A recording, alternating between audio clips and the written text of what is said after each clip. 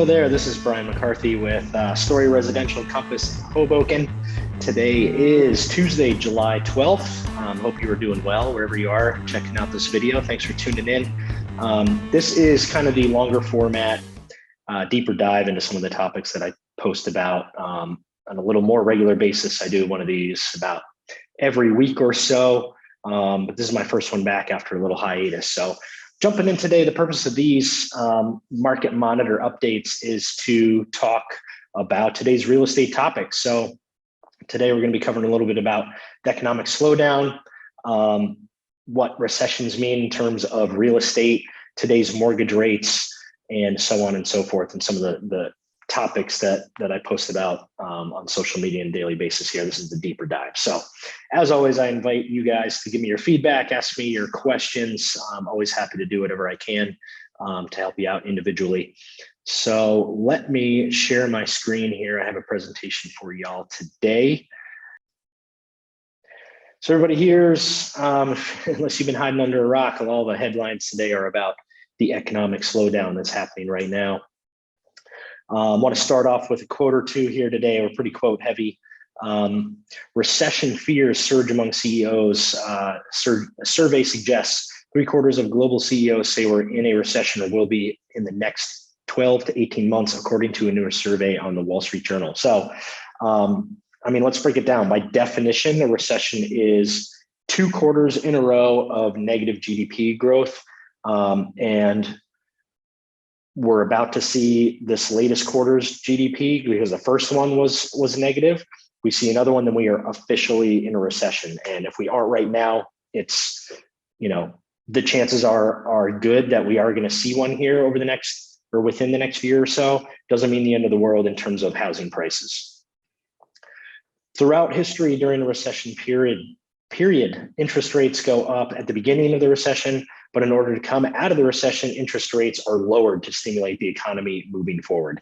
Historically, we have seen a repeated uptick in interest rates followed by lowered interest rates. And if you're watching the mortgage rates on a daily or weekly basis, you might have seen that they actually have started to calm down a little bit from their peak almost exactly 1 month ago. I think it was June 14th was the peak here for a 30-year fixed. Now we're down about almost 0.5% from that peak above 6%. And actually, before we head on with this, I just want to show you that. So mortgage rates here today. I like this Mortgage News Daily website. Keeps track of all this stuff here and puts it in line with one another. So just over the past day, 30-year fixed rates have gone down 0.07%. Excuse me.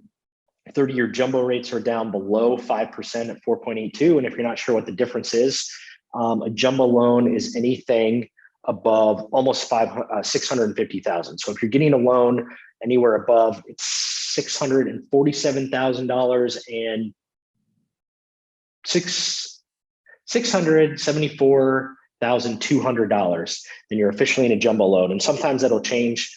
That'll jump up a little bit depending where you are. If your specific area is more expensive, then that limit is a little bit higher. But by definition, that's what a jumbo loan is.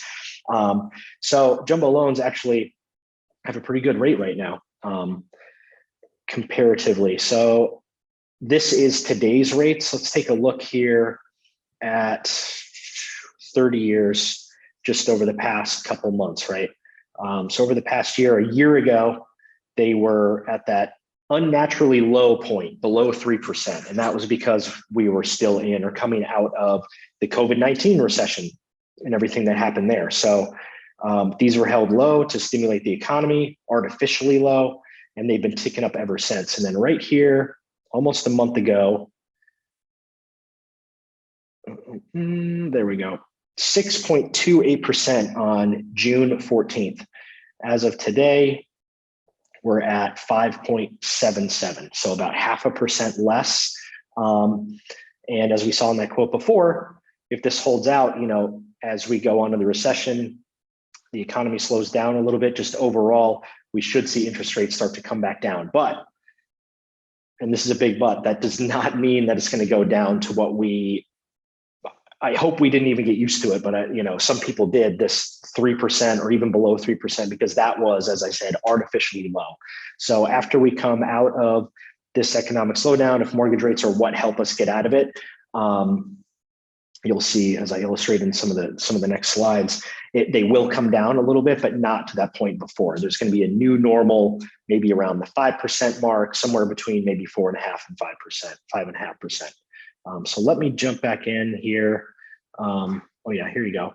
Jumbo loan limit, $647,200. All right, so here is a graph that I like from Freddie Mac about mortgage rates during the times of recession over the past 6 recessions. So starting here in the 1980s, 30-year fixed rate. So the recessions are these boxed areas here, the gray lines. So they went from 16 to 11. In the mid 80s, they went from 18 to 13. In the early 90s, they went from 11 down to 8. Each recessionary period here, they've gone down a little bit. So I just want to take this graph and turn it into a table. That's what we have here. So the recession name on the left and how it was affected. 1980s lasted 6 months, went down like we saw in that graph, all the way up to the most recent COVID-19 recession. From February to April 2020 was only 2 months long, but mortgage rates went down a full percent. And as I said, this was artificially low, the lowest they've been in 50 years or more, maybe forever. But each time it went down in a recession period. So over the past 5 recessions, mortgage rates have fallen an average of 1.8% points from the peak seen during the recession to the trough. And in many cases, they continue to fall after the fact, and it takes some time to turn things around, even when the recession is technically over. So as we saw there, and if we just plug in that average of 1.8, so if it was at a peak of 6.25, if we're going to come down almost 2, we should be somewhere in the 4s, right? So that would be kind of the new normal after this recession. I'd see as like mortgage rates heading into the future. Recessions don't necessarily equal a housing crisis. So each of these recessions, 4 out of the 6 actually had an increase in housing prices. In the 90s, and then of course in 2008, there was a huge drop, but that was because the recession was caused by what happened with the housing market. All right, let's talk about inventory here. I've been talking to friends and family. They're like, I'm seeing a lot more price reduction. Seems like there's a lot more listings on the market. And you know what? You're not wrong, but that doesn't necessarily mean that prices are decreasing across the board. It just means that appreciation is slowing down a bit, which is a good thing. So here, this is the breakdown and what we're going to get into here. So the number of offers received has gone down. Offers over asking have gone down. The number of sales have gone down, which means inventory goes up. And that doesn't, inventory will continue to increase as more and more sales come on the market. But all that trends. So when you have the first 3 that are all lowering, inventory is naturally going to go up, even if no new homes go on the market. And this is why Mark Fleming, chief economist at First American, says there's been an uptick in inventory that we've seen recently, but it's not from a big increase of new listings, but rather a slowdown of the pace of sales. And remember that month supply measures the inventory of sale relative to the pace of sales. So if you have the same inventory, but fewer sales, fewer offers, means more months supply. All right, inventory of homes for sale from the beginning of the year through the end of January here. So just like from this last quote, months of supply basically means if no other homes came on the market, it would take this many months for all of them to get sucked up. So in January, anything below 6 is considered a seller's market. Anything above 6 is considered a buyer's market. We are still very low, but as mortgage rates have increased, pricing some buyers out of the market, the months of supply has gone up because of less offers, less sales, less offers over the asking. So let's say, sorry if I'm being redundant here, but just to give you an example, if you're not understanding what I'm saying. So if you have, every year, let's say 100 homes come on the market, or every month 100 homes come on, and back in January, February, March, those were getting eaten up in a month or less than 2 months. then that inventory stayed very low. But even if you still continue with 100 listings per month, if less of them are getting taken away, put under contract, and sold every month, then every month that a new 100 comes on, there's still going to be leftovers from the previous month, and the inventory is going to slowly grow. So new monthly listing counts here have ticked up, as we naturally see this time of year, as the ebb and flow goes with winter into spring into summer. But we're going to compare here 2021 to 2022. So 2021 is the green line. It's been inventory every month except for April and May. We were paced a little bit behind 2021, and now we've gone ahead just a little bit. Existing home sales, this is a seasonally adjusted annual rate. So going back 5 years to 2017, we saw we're kind of, as of May, getting back into what was normal before the pandemic, anywhere between like the 5.3 and 5.5 mark. Existing home sales shot up in 2020 and 2021, as everyone came out of the lockdown, was like, I need a new place to live. What I have now is just not working out for me. Everybody was moving basically. And I'm sure you saw some of this too. Maybe you did move yourself. There was a lot of homes for sale and a lot of people buying them. So these were abnormally high. And now, as of May, so far this year, we're kind of back to that normal. Home sales have essentially returned to the level seen in 2019 prior to the pandemic, after 2 years of gangbuster performance. So this is the chief economist for National Association of Realtors. He does come out with some pretty good quotes here. But seriously, the last 2 years, as we just saw in that, 2020 and 2021 were indeed gangbusters. I mean,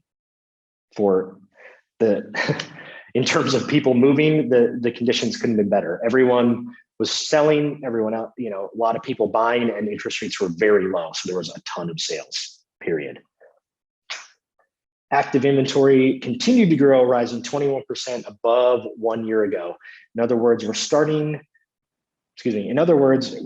to add more options, but the market needs even more before the shoppers have a selection that's roughly equivalent to the pre-pandemic housing market. That's the chief economist for Realtor.com. So here is an updated forecast for 2022. The original forecast right at the beginning of the year, before the year, was 0.3%. The updated forecast is 15%. So huge increase. And this is just a continuation, basically another graph to show exactly where we started this conversation a couple minutes ago, that because there are less offers and less sales, and not necessarily a lot more people trying to sell and homes coming on the market, naturally our inventory grows because less things are getting absorbed every month. So Mark Fleming again here from First American, we should start to see less competition, fewer bidding wars, and therefore less upward price pressure.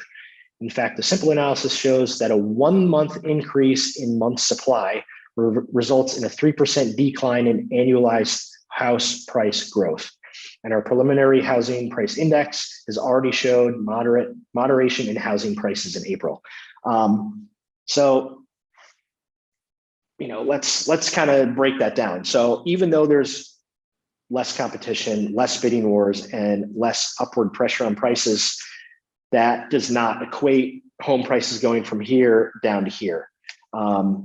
Things are not, even though we're seeing price drops, overall housing prices are not dropping. They're just not inflating at the rate that we've seen over the past year or 2 years, which is actually a good thing. And I'll show you why in a little bit, but home prices have been appreciating so fast up until the past basically 2 months, that it was unsustainable and not necessarily a good thing. I mean, if you were a buyer out there anytime this year, you probably were extremely frustrated. If you're an average buyer, you probably had to make 10 offers before something stuck, because there were 20 other people making offers on that house, and then prices were just going too high, too fast. So now that there is less competition and less upward price pressure, even though supply and inventory is going up, that 3% decline in annualized house price growth doesn't mean a decline. It means it's taking it from 12% down to 9% appreciation. And then if this keeps up, 9% down to 6% appreciation.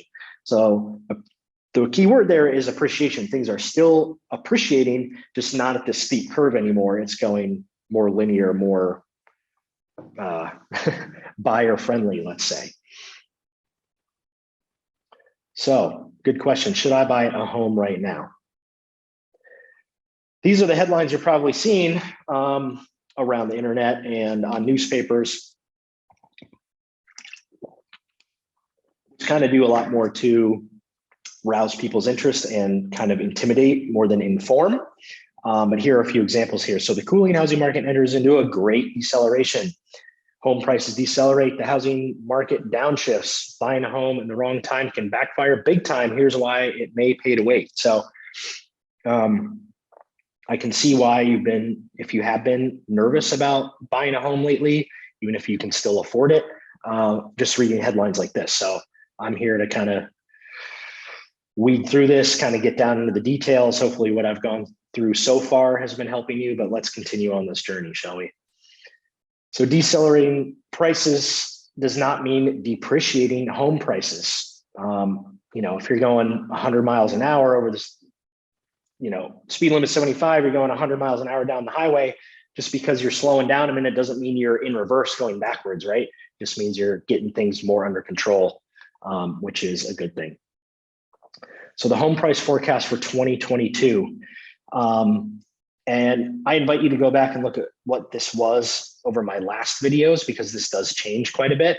Not quite a bit, but every month this comes out, it's adjusted a little bit, but not by a huge amount, but it is different. So the average right now out of these 7 industry leaders here is 8.5% for the rest of the year. It goes anywhere from 10.8 here down to 2.7. Estimated home price performance December to December forecasted for this year and then the next 4 years. So this is important here. So this is still huge. I mean, we had, like Lawrence Yun said, a gangbusters past couple of years, and that continued into the beginning part of this year. So home price appreciation is going to be high for this year because of that, 9.3%. But then it's going to even out a little bit here to an average of around 4% over the next 4 years, which is a good thing. I mean, it's going to be less competition for the buyers, but as anyone who owns property or looking to own property, you should feel confident in the fact that less appreciation does not mean depreciation. It means that, your risk of buying something now, an asset now, a house now, and having that depreciate while you own it over the next couple of years is very, very slim. As long as you're not purposely overpaying for it, your house, your asset there is scheduled to appreciate, just not as crazy as it was if you bought something in 2020 or 2019. All right, here's a quote, yet another from David Ramsey. He's one of those personal finance personalities you probably see clips of floating around the internet. He does kind of a lot to, let's just say, make headlines and make himself shareable. So he does a lot of flamboyant quotes and things like that. But if you get down to it, he does have some good things to say. And I like this quote here, but let's kind of take it into context. So the root issue of what drives house prices is almost supply and demand. Now interest rates will affect that. When interest rates go up, guess what? There's fewer buyers, as we've seen. The demand goes down, thus prices are going to soften or not be as cray-cray as they have been. And that's what we're seeing right now. Couldn't agree more. Prices were indeed cray-cray, especially at the beginning of this year, the past couple of years. And so it's going to be much less intimidating moving forward. Single family housing units completed. I think I've shown or shared this before, but I like this graphic to kind of illustrate that, exactly what he was saying before and what any finance professional or real estate professional is going to tell you about supply and demand. The supply is really never going to catch up with demand. There are just too many people buying, too many people in the market, and not enough supply. So over the past 50 years, the average annual units single family housing that is new, kind of like fresh built from the ground coming to the market, was this dotted line here. Very high from 1970 until the housing crash in the 2000s. And now it's been 14 straight years below that 50-year average of new inventory coming to market. So there you go. Supply is just way behind the demand. Ooh, and I like this one too. So US population by generation. So these are the generations broken down. And if you look at it, the millennial cohort here, or those three blue bars, make up the biggest part of the biggest populational cohort, or biggest cohort of the population out of any of these generations. So anyone born from 1981 to 1996, myself included, a lot of these people are just recently bought or coming into the market. And even the later half, or the older half of the Gen Z here, older third, I should say, these are the peak home buying years. People 20 years old to their mid 30s are in the market now or coming to market. So there's still a huge section of the population that is going to create this demand or has this demand, which is going to be and is still very big relative to the amount of supply. All right, one more quote. I think this is the last one, but this is from Realtor.com. Experts don't believe the market is in a bubble or a crash is in the cards like during the Great Recession. The nation is still suffering from a housing shortage that has reached crisis proportions at a time when many millennials are reaching that age when they start to consider home ownership. That's likely to keep prices high. So we are kind of seeing, if you've been following me through this whole thing here, kind of a balance, I guess, if you will. So there's higher interest rates, which means less buyers, which means less offers, which means less sales, which puts less upward pressure on pricing. But at the same time, there is this huge population coming into the market or in the market that is creating higher demand, which keeps home prices high. So even though, and this is why appreciation happens and will continue to happen, just not at the rate we've been seeing, is just because literally, even though there's less demand, less buyers in the market, there are still always going to be a significant amount of buyers in the market, and more buyers in the market creating more demand than there is supply. And this is my last slide for you guys today. So the change in inventory month over month here from June across the nation. So the national average here is almost 20%. And that means, so anything in the blue, these cooler colors here, is inventory going up on the rise. And as we see nationwide here, as of the end of the month, nothing across the country is going down. So there are less buyers in the market across the country as interest rates are going up. And over here, if we're looking specifically at New Jersey, almost 12% increase in inventory lately over the past month. And gets a little bit more as you head out west. All right, everybody. I think that's all I got for you today. I feel like I'm missing one thing that I wanted to tell you about, but I can't find what it was. So it's going to have to wait. If I find it, I will post a little clip of it and set it up on Instagram for y'all to see. Anyway, I hope this was informative to you. I'm sorry if I am redundant and hang on the stuff, but this is my long form video. This is me explaining all those little things that I put out there. So thank you as always for tuning in. If you have any questions or you find this confusing, please let me know. I am here to help you out. And if you'd like to see something covered specifically on one of these videos, I would love to hear from you as well. You can reach me any way that's good for you. Internet, you can find me at briantherealtor.live. My cell phone is 617-851-9141. You can call or text me anytime or WhatsApp me. And my email is brian.mccarthy@compass.com. Thanks so much for tuning in. I will see you guys next time.